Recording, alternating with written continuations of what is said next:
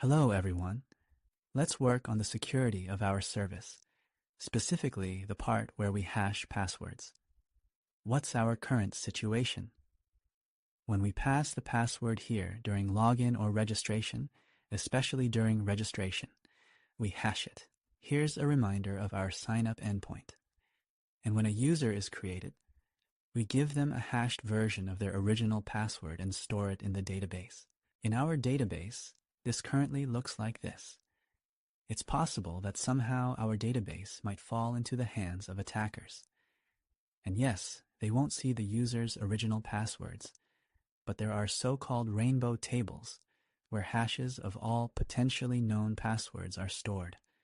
And with them, they can still crack users' passwords if we use standard encryption algorithms. And to avoid it, they add what is called a salt to the password. What is a salt for a password? We don't just hash the password, we hash it this way. Any salt.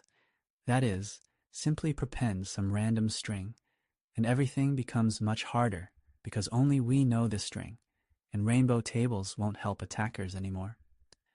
But naturally, this salt must be stored in env variables.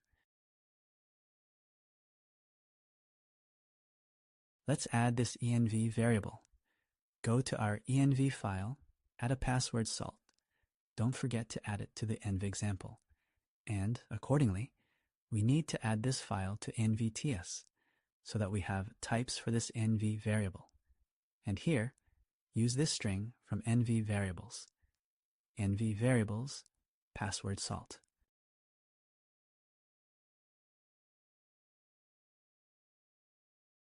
So, let's check if we didn't break our precious authentication flow.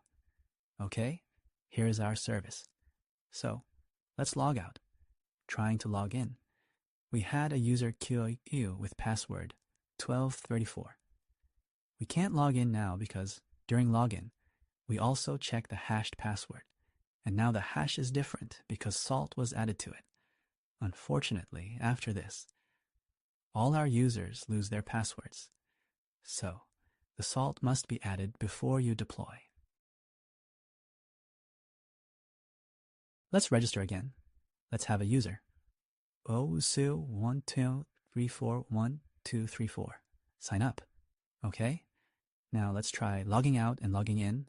Our username is 0000. Password 1234. Signed. All right, we did it. We're not concerned with those errors. Right now, we know we haven't actually broken anything.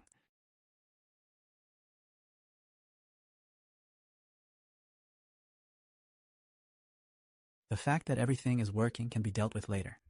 Maybe it's some Chrome plugins working here. Ah, it's from another project. I think I have a WebSocket. Okay. Well, let's clean this up. The main thing is we've added salt to our passwords, and our service has become much more secure. We can move on. Thank you all.